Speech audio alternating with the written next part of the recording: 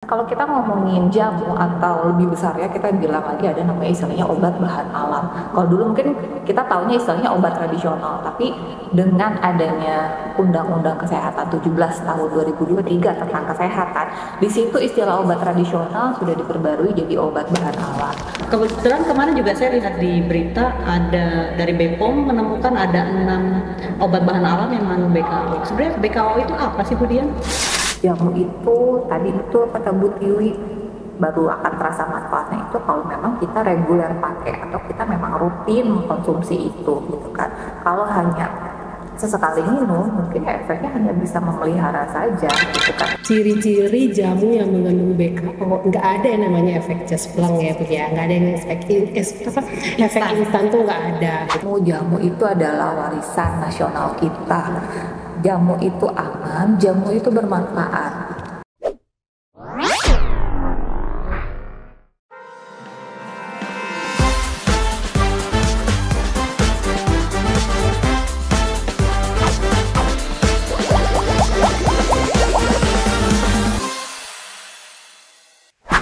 Assalamualaikum warahmatullahi wabarakatuh. Selamat pagi Sobat BPOM.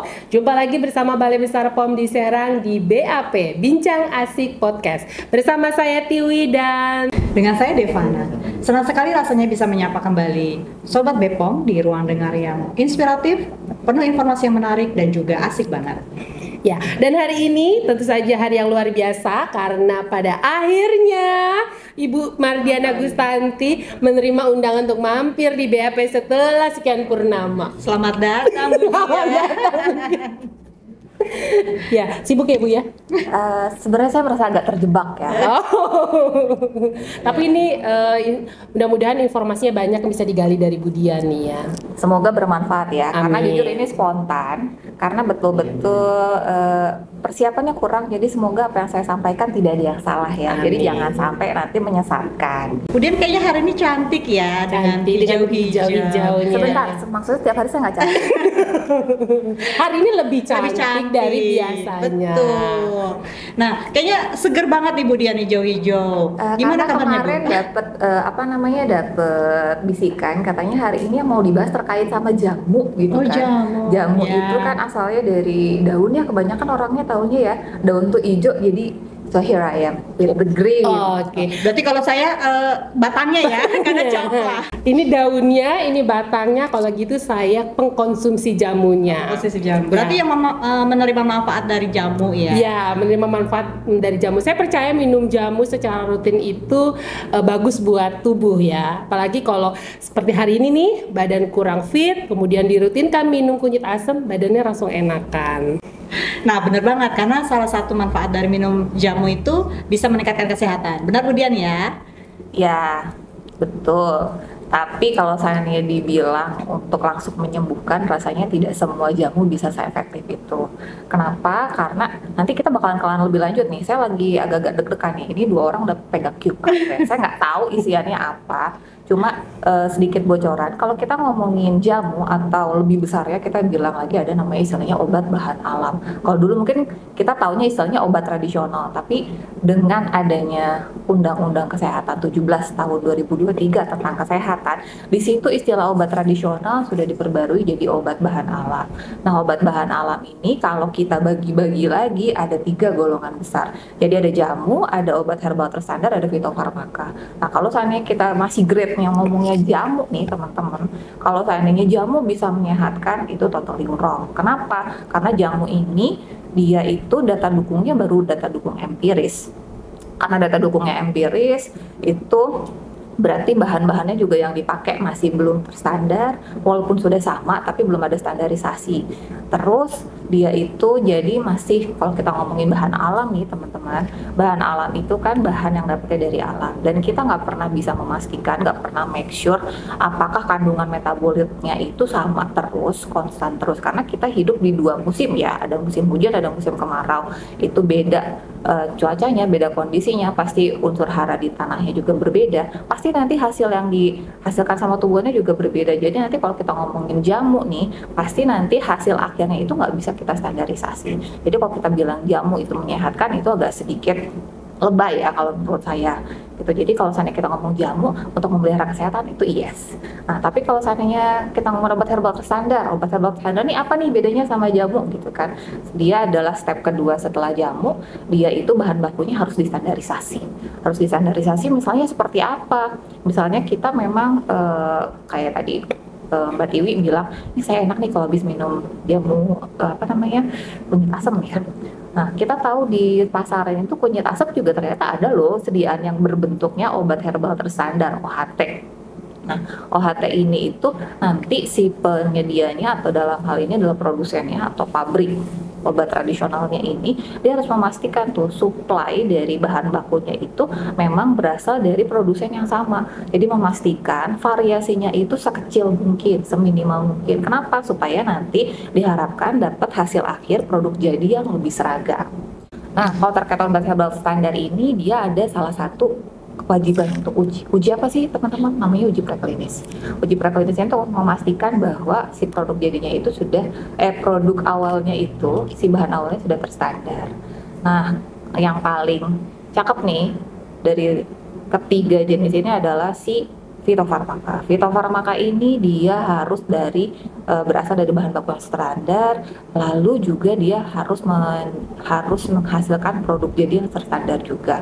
Nah, gimana caranya untuk memastikan produk jadinya yang standar? Kalau tadi di obat herbal standar, produk jadinya itu masih belum ada kewajiban untuk terstandar. Kenapa? Karena balik lagi kita ngomongin metabolit, mau kita sudah seragamkan seperti apapun, yang namanya kandungan itu masih ada perbedaan, itu kemungkinan masih ada. Nah, di fitofarmaka itu kan baru bahan bakunya distandarisasi, misalnya asalnya sama dari produsen yang sama, tempat tanamnya sama. Nah, kalau yang di fitofarmaka ini, dia selain itu juga memastikan bahwa kandungannya itu harus tidak boleh beragam. Salah satunya adalah dengan menggunakan yang namanya kalau kita bilang ekstrak atau komponen yang memang sudah ditarik, jadi sudah jauh lebih pure atau lebih bahasa Indonesianya lebih murni gitu. Jadi sudah berupa isolat, dia sudah berupa hasil tarikan, jadi metabolit sekundernya itu sudah ditarik, udah bukan lagi berupa seperti daun yang simplisia yang benar-benar masih simplisia, tapi ada yang sudah berupa isolat. Makanya kenapa nanti dia bisa menghasilkan produk jadi yang jauh lebih seragam. Jadi kalau kita ngomongin fitofarmaka, seharusnya secara dosis sudah bisa ditentukan. Nah, oleh karena itu fitofarmaka ini sekarang udah mulai banyak nih digunakan oleh dokter-dokter. Jadi kita juga mulai gencar nih untuk mempromosikan bahwa fitofarmaka tuh bisa juga loh dipakai sebagai obat buat nanti membantu penyembuhan buat pasien-pasien yang ada di rumah sakit. Kenapa nih kita pendekatannya sama dokter gitu? Karena untuk fitofarmaka ini karena sudah ada kandungan dosis yang jelas, jadi aturan pakainya juga sudah jelas gitu kan. Begitupun kalau kita ngomongin dosisnya jelas, berarti nanti ada efek sampingnya juga pasti jelas. Walaupun kita tahu ya yang namanya obat itu sedemikian rupa didesain untuk mendapatkan hasil yang lebih besar daripada efek samping yang kita desain seminimal mungkin. Nah, kalau kita ngomong efek samping, ini nanti pasti nggak jauh-jauh bakalan ada nyamber nih. Kalau BKO kayak gimana? Nah, sekarang saya mau tahan napas dulu. Iya, kita jadi kayak terhipnotis gitu ya. Kayak didongengin ya. Nah, menarik banget tadi dari penjelasan Bu Dian bahwa ada 3 jenis dari obat bahan alam, ada jamu, obat herbal standar, dan juga fitofarmaka. Nah, sebenarnya gimana sih Bu, Sobat Bepom membedakan ketiga jenis ini Bu? Misal dari kemasannya, logonya, atau yang paling mudah dikenali yang paling mudah ya. dikenali mungkin ya Bu Dian ya. Oke, kalau ditanya paling gampang itu identifikasinya dari mana? Satu, pasti yang paling eye-catching dari kemasan. Kemasannya ada di sebelah mana? Biasanya ada di pojokan. Nanti silahkan Bapak Ibu lihat atau teman-teman lihat kalau beli produk di jamuan itu, biasanya selain ada nomor izin edar di bagian pojok, di situ juga ada lingkaran. Lingkarannya luarnya itu pasti warnanya hijau. Nanti lihat bagian dalamnya. Bagian dalamnya kalau ada bentuknya itu ranting daun atau bentuknya daun, itu berarti jamu. Terus kalau obat herbal standar itu dia adalah jari-jari daun, ada 3 jari-jari, jadi nanti dalam satu lingkaran ada 3 jari-jari daun.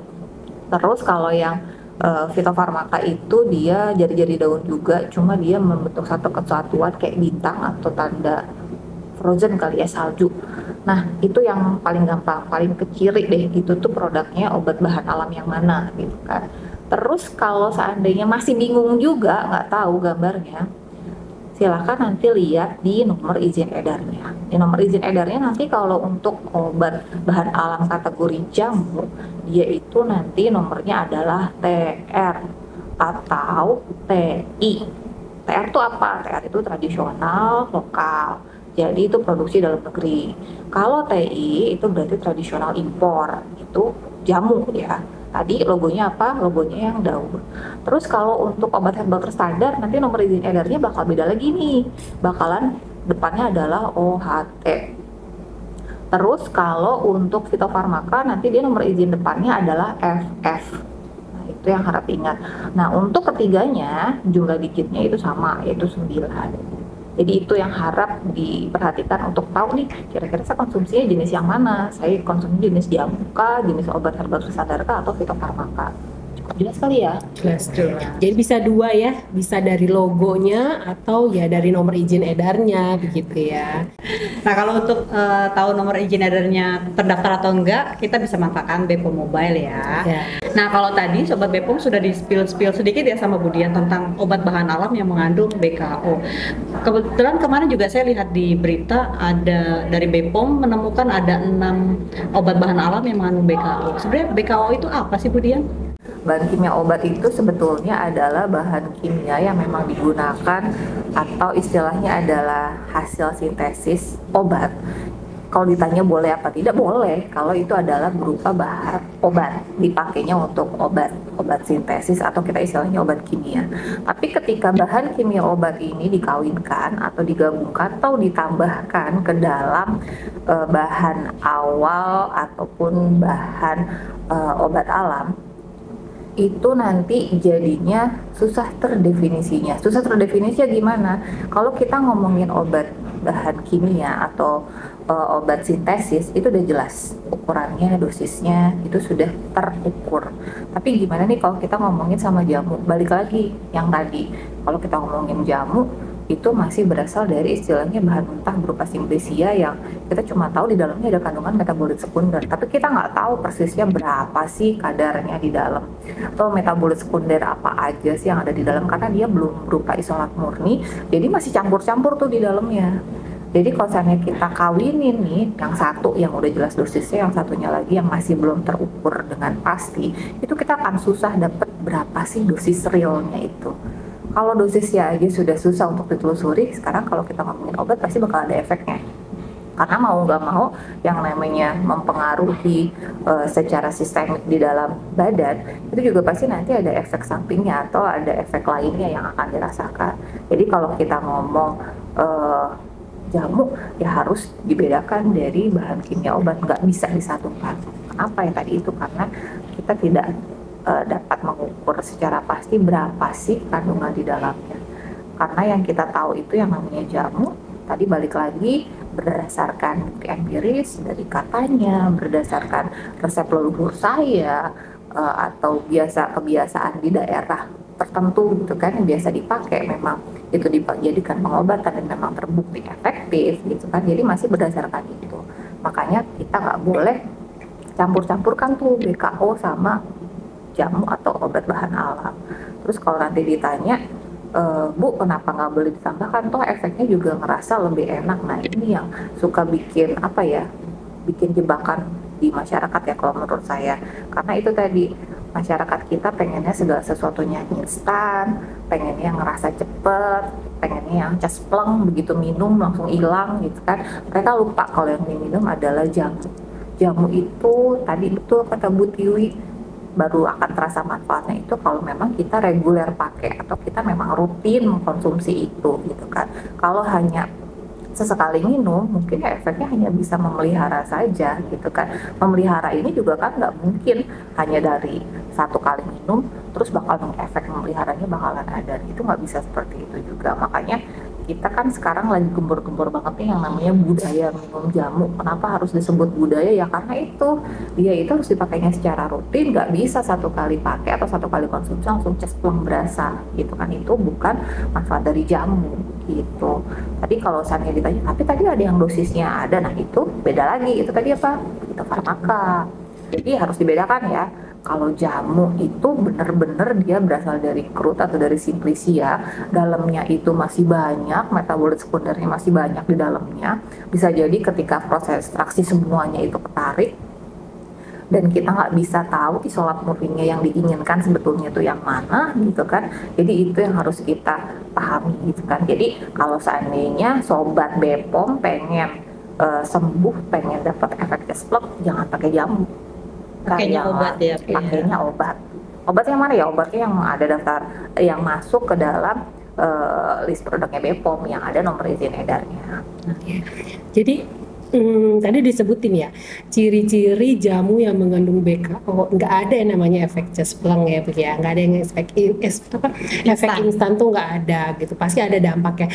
Toh kita bukan makan cabe ya, begitu makan cabe langsung kerasa pedasnya. Jadi kalau minum jamu mengandung BKO nggak ada efeknya sekarang gitu, tapi nanti boleh dong Bu dikasih tau, biar sobat Bepo mungkin yang masih belum taubat minum jamu BKO biar insaf nih Bu. Oke, agak sedikit susah ya. Jadi gini, kalau kita ngomongin jamu BKO, pastinya kan ya produsennya juga udah mulai agak-agak pinter ya, walaupun pinternya agak keblinger kalau menurut saya gitu kan. Kalau kita ngomongin jamu, pasti teman-teman atau sobat Bepom juga sudah punya apa ya, kayak semacam, kalau pegel linu minumnya jamu nih, atau ini saya ini lagi agak-agak meriang, gak enak badan, saya minumnya jamu nih gitu kan. Atau jangan-jangan ada juga yang lagi sakit gigi minumnya jamu gitu kan, saya nggak tahu. Cuma yang jelas dari hasil pemeriksaan Bepom gitu kan, dari hasil kami periksa entah itu ke distribusi atau bahkan juga kami langsung datang ke sarana ilegalnya sendiri, jamu-jamu yang di istilahnya itu di akui memiliki efek instan atau efek cespleng itu, biasanya mereka bakalan bagi-bagi tuh. Top besarnya itu biasanya yang paling banyak adalah pegelimu. Terus juga ada stamina pria. Ada sobat Bepom yang konsumsi? Ternyata ada ya stamina pria ditambahin BKO ya, bahaya juga ya sobat Bepom. Terus ada juga untuk pelangsing. Pelangsing, Bu Tiwi mau? Terus yang tadi saya bilang buat meredakan bengkak, capek, Sakit gigi juga ya Bu? sakit gigi juga. Jadi ternyata saya juga baru tahu ada yang sakit gigi minum jamu gitu kan. Ada ternyata yang cari seperti itu gitu kan. Nah, dari yang tadi saya sebutkan itu biasanya BKO yang ditambahkan itu juga beda-beda. Misalnya nih kayak untuk pegel linu buat meredakan pegal-pegal badan, nyeri sendi, atau istilahnya itu kayak lemah letih lesu atau L5 lah ya. Itu biasanya yang ditambahkan itu jenis-jenis kortikosteroid. Kortikosteroid apa aja? Kortikosteroidnya bisa dari phenylbutazone, bisa dexamethasone. Saya sebut 2 golongan itu ya, itu yang paling sering dipakai, yang paling sering ketemu di lapangan, atau yang paling kita sering temukan hasil positif dari uji laboratorium. Itu efeknya apa gitu. Sekarang kalau kita bilang kortikosteroid itu salah satu obat pereda nyeri atau penahan nyeri, atau kalau saya boleh bilang itu kayak obat dewa ya, Bu Ana ya. Kenapa disebut obat dewa? Pegel linu juga itu bisa hilang, radang atau bengkak itu juga bisa kempes, demam itu juga bisa turun. Terus yang lebih mantulnya lagi itu ada satu, dia tuh bikin efek kayak meningkatkan appetizer, meningkatkan nafsu makan. Jadi kebayang nggak sih ada orang yang capek-capek habis olahraga gitu kan, pengen ngerasa langsung seger gitu kan, terus minum jamu karena ngerasa jamunya enak-enak gitu kan, habis minum jamu langsung ngerasa seger, pegel linunya hilang, nafsu makannya meningkat gitu kan. Itu langsung kerasa seketika ya no wonder kalau seandainya memang jadi bikin beberapa orang tagihan gitu kan. Nah cuma ingatkan lagi nih yang tadi saya bilang, jamu gak ada efeknya cesplok. Ketika efeknya cesplok harus mulai curiga, wah ini jangan-jangan ada BKO-nya gitu. Jadi mulai harus aware kalau seandainya sobat BPOM konsumsi jamu terus langsung ada efek instan yang berasa. Karena itu tadi jamu inisialnya itu adalah membantu memelihara, so itu harus dirutinkan. Gitu. Berarti izin saya simpulin ya Bu Dian bahwa untuk penyakit-penyakit tertentu itu memang ada obat bahan alam yang ditambahkan BKO ya, seperti nyeri dan juga pegelinu, kemudian stamina pria dan juga pelangsing. Nah, kalau untuk masyarakat nih mau tahu informasi jamu apa aja sih yang positif mengandung BKO, itu di mana dapat informasinya Bu Dian? Jadi cara ngeceknya tuh ada yang namanya aplikasi public warning, itu bisa unduh, ada di Play Store. Untuk Apple Store saya masih belum tahu coba ya nanti kita cek lagi ya.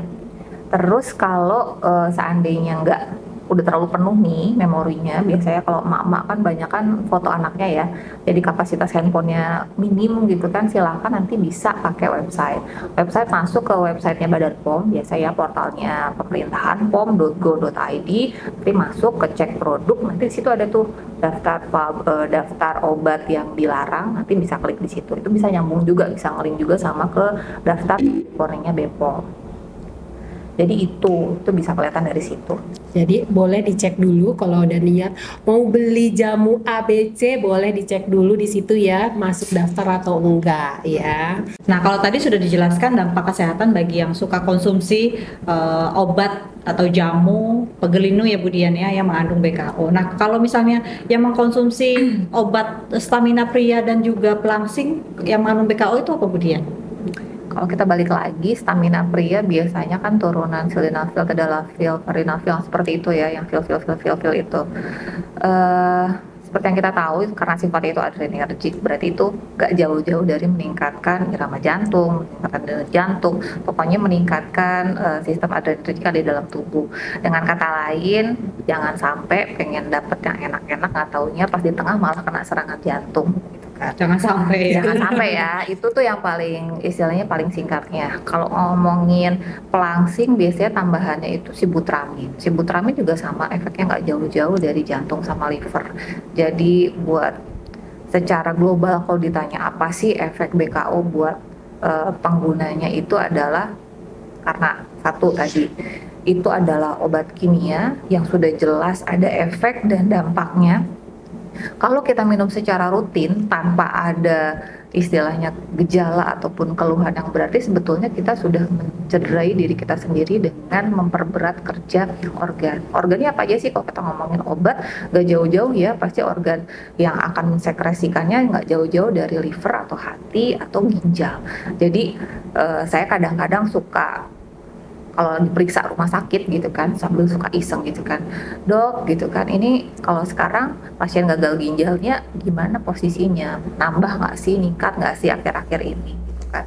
Karena seperti yang kita tahu, kita bisa lihat tuh dari persentase ataupun dari perbandingan jumlah obat metabolisme yang di stok di depo farmasinya kan. Di situ kebanyakan tuh obat-obatnya ya, kalau ke obat gagal ginjal, obat-obat penyakit metabolisme semua. Kalau kita tanya apa, ya jangan-jangan BKO ini jadi salah satu penyebabnya gitu kan, karena kita nggak pernah tahu. Seperti yang tadi Bu Tiwi sudah bilang, karena rutin terbiasa akhirnya ketagihan, kecanduan gitu kan, jadinya secara kita psikis gitu kan, secara psikologis kita ngerasa kalau kita nggak konsumsi itu kita jadinya nggak sehat, kita ngerasa nggak seger, nggak fit, mau nggak mau jadi kayak kita selalu minta lagi, asupan lagi, padahal tubuh kita nggak butuh gitu kan, karena nggak ada gejala yang menyertai. Akhirnya apa? Kerja organnya yang jadi tambah berat. Terus akhirnya apa? Bisa jadi itu tadi adanya kegagalan sistem organ atau kinerjanya jadinya berkurang. Jadi itu sih dampaknya. Jadi buat sobat BPOM nih yang masih juga kekeh konsumsi BKO gitu kan, atau jamu yang ber-BKO atau jamu yang efeknya cesplek, harap untuk mulai berhenti langsung. Kenapa tadi? Karena efeknya bakalan jangka panjang dan itu nggak murah. Kenapa nggak murah? Karena yang digadaikan adalah masa depan Anda semua. Penyakit-penyakit degeneratif itu benar-benar penyakit yang melelahkan. Kenapa? Karena ya itu tadi, yang diserang metabolismenya, hidup Anda tidak akan sama lagi seperti saat ini gitu kan. Karena ya itu tadi, kita nggak akan bisa dapat kualitas hidup yang full lagi, kualitas hidup yang bener-bener maksimal lagi. Cuma gara-gara kita pengen dapet kesenangan sesaat, misalnya seger sesaat, nikmat sesaat, langsing sekejap. Nah, jangan sampai seperti itu. Jadi ya, be aware.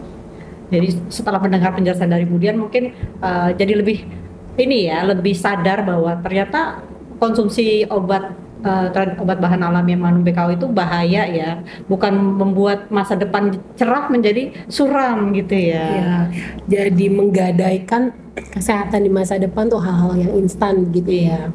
Nah, sebagai penutup Budian, ada pesan-pesan dari Budian buat Sobat BPOM supaya tetap sehat, segar, dan mempunyai masa depan yang cerah. Oke, pesan saya satu, pilih saya. Udah lewat ya. Oke. Kemarin nggak kepilih kayaknya ya. Nggak boleh Bu, nggak boleh. udah tekan kontrak, ada fakta integritas, nggak boleh ya kami ke situ. Jadi saya mau bilang satu, pilih jamu. Kenapa pilih jamu? Jamu itu adalah warisan nasional kita. Jamu itu aman, jamu itu bermanfaat. Selama Sobat BPOM benar-benar konsumsi jamunya itu jamu yang memang berizin edar.